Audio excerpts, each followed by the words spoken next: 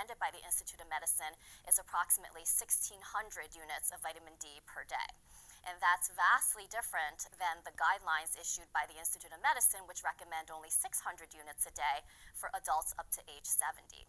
We have increasing evidence that higher levels of vitamin D, for instance, may be very important for improving survival from colorectal cancer. A lot of our research has suggested that colon cancer patients have much lower levels of vitamin D in the blood. So if we think that vitamin D is important not only for bone health, but also to protect people against these other chronic diseases, it may be very important to try and figure out what doses of vitamin D supplements people should be on to raise their blood levels. I think regardless of what your race is, it may be prudent to talk to your physician about whether it makes sense to check your blood levels for vitamin D.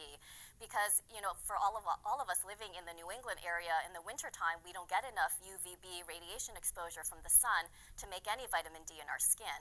And so a lot of us, regardless of race, are deficient in the wintertime in the northeastern United States. So I think regardless of race, it makes sense to ask your physician about whether blood levels of vitamin D should be checked and whether you should go on a supplement to try and raise your levels to promote health. Okay, family, welcome back to part 3 of We Are Not the Face of This Pandemic.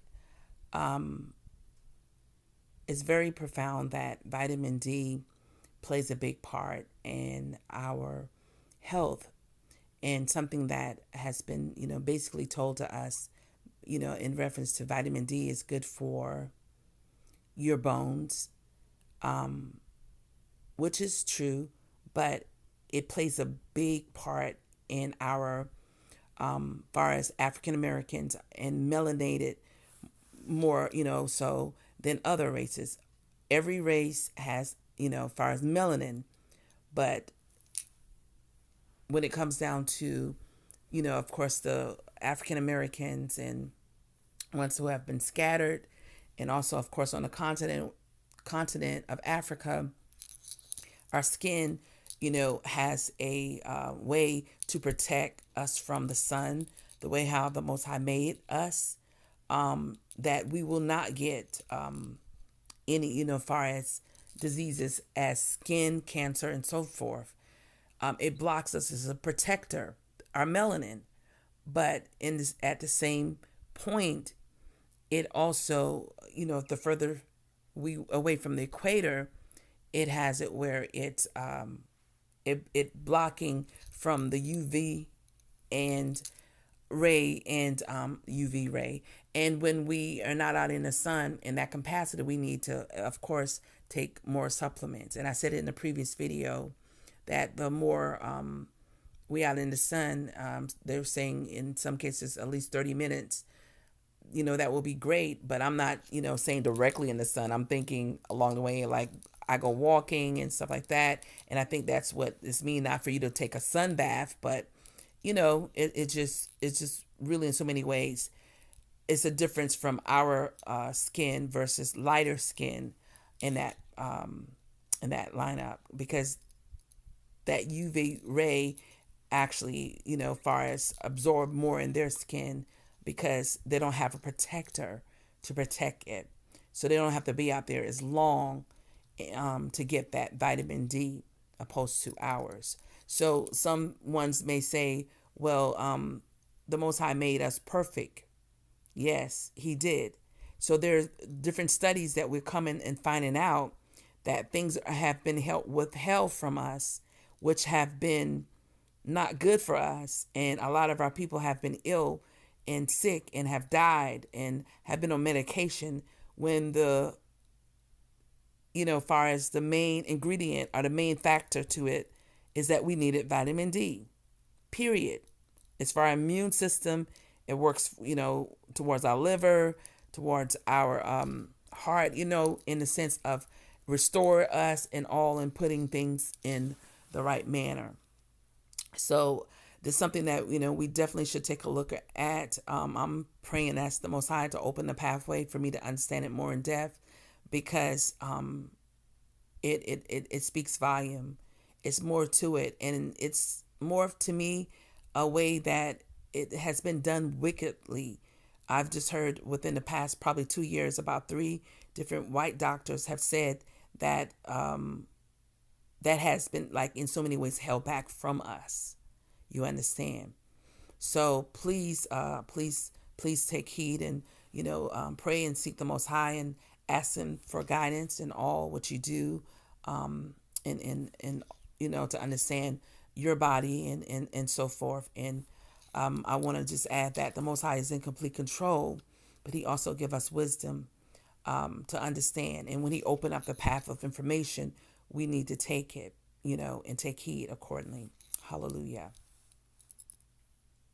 See you in the next video, family. Okay, family, welcome back. We're still in part 3. This is actually, which is the Issachar couple getting the truth from the inside. And this is a doctor, and I want to say her name is Tamika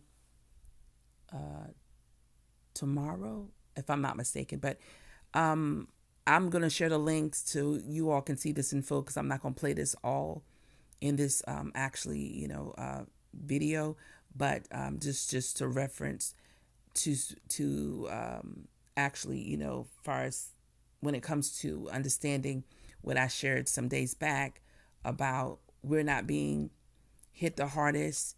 We're not the face of this pandemic. And she's going to share that insight as well.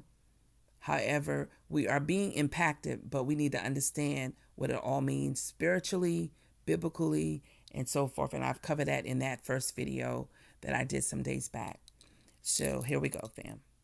When he was finished, when he did the animals, when he created the fish, when he created the trees, right after he created, he said, it's good.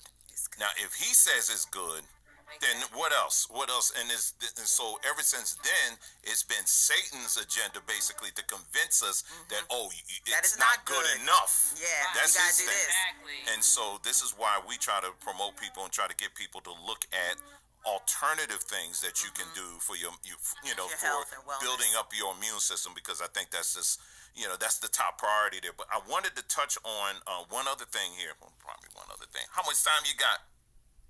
How much time you listen? Morrow. I'm sorry. Her name is Tamika Morrow. Don't ask that question because the sun will be down. But I tell you what. I ain't got that much time. Okay, all right. Well, I tell you what. You just give us a signal or whatever, and then you let us know. Okay. When I start doing like this,